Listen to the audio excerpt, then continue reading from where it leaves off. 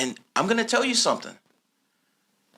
Whether you like it or not, your grandkids are going to be numerologists and astrologers. There's nothing you can do about it. I promise you, I will convert them.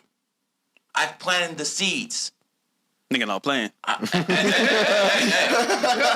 You know what? You know what? I'm going to keep it real. I knew I would never be the richest man in the world. I knew I had money, but I knew I wouldn't be the richest man in the world. Let's face it, Fresh, I'm not going to be the goddamn prettiest man in the world. I'm not going to be the fucking bodybuilder out there. I'm not going to win fucking UFC fights. I'm not going to be able to influence the world just by doing what everyone else did. But I knew. I looked at people like Constantine. Constantine was one of 4 emperors in the Roman Empire.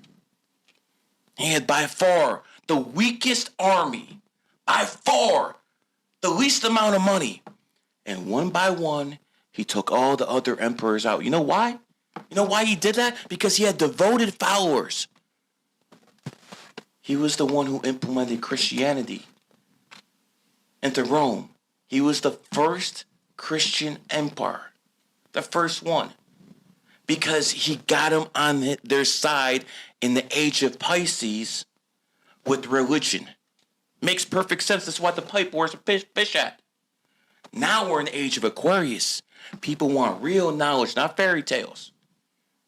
And this is why this is going to explode. Now, I'm just the one who set it off. And guess what? I'll always go down as the one who set it off. In 2070s, there's going to be a one world order, and there's going to be a supercomputer running everything. It's going to be the government. Yep.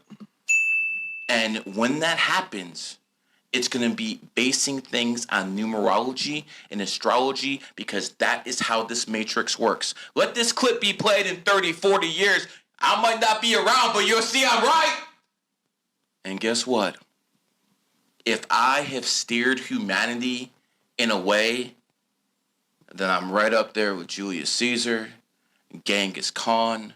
The only difference is I didn't do it with violence. I didn't do it like a brute. I did the same way Jesus did. I did this. Well, we can't say Muhammad because he was a warlord. We can't say Muhammad, he was a warlord. But I did the same way through knowledge and through divine truth. And Jalen Brown, touche to you. You're doing the same thing. He didn't have to do this, Fresh. You nice about Okay, so I'm telling you, bro. I was big in a region before.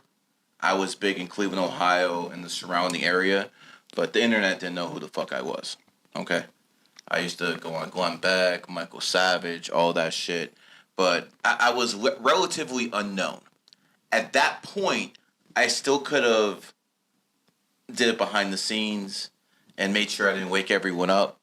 And it was basically Donald Trump that forced my hand. It was Donald Trump that forced my hand. And he didn't even know about it. I was helping someone on social media in 2022. I got him from 4th place to 1st place in the Ohio Senate race. And then a couple days, I actually went to high school with this guy. And then a couple days before the election, Donald Trump endorsed J.D. Vance. I was very looking forward to going in under the cover of a senator and seeing what I can do behind the scenes with numerology and astrology in the halls of Congress. I would enjoy that a lot more. And then 48 hours before the election, Donald Trump says, I'm endorsing J.D. Vance. By the way, thank you, Peter Thiel, for giving him $100 million to get that done. Like, god damn, bro. But, shit happens to life. And then I told my wife, pack up. We're moving. I gave her 48 hours to pack up. I said, we're going to Florida. Don't know anyone down here. Nothing, bro. Just 48 hours. 48 hours. Let's go. Because I know no matter what, if I set my fucking mind to it, I will get it fucking done. I had no connection. Same. Knew nobody. Yep. I fucking moved down here, And then I start fucking pumping out content. All of a sudden, you get some fucking views. People want to collaborate with you. Boom, expand. Boom, expand. And it was to the point where Andrew Tate was my rival before he hit it big. There was a point where I was bigger than him on the internet and he was attacking me for clout. Boy, were those a long time ago. But, I'm just telling you what it is. But, I want to make this clear. I came down here. This was Andrew Tate territory. 2022, 2023. All you guys are with him. And I still broke through. So, the point being is this. Put in work. Invest in yourself. I see a whole bunch of people on the internet talking nonsense. They just want views. I want to fucking change the perspective of this fucking world. Why? I'll tell you why. I got a big fucking ego.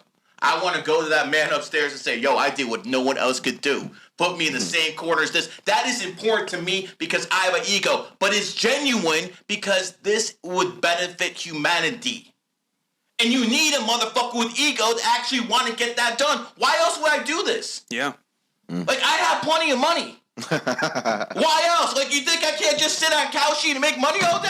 You could. Like, what the fuck?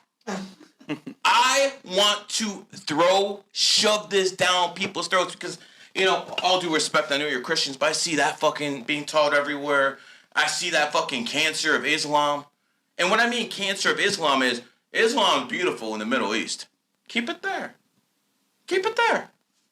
You know what I'm saying? Some things are just out of place in different places. Like me, if I'm like fucking walking around South Central LA by myself at 3:30 in the morning, I probably shouldn't be there.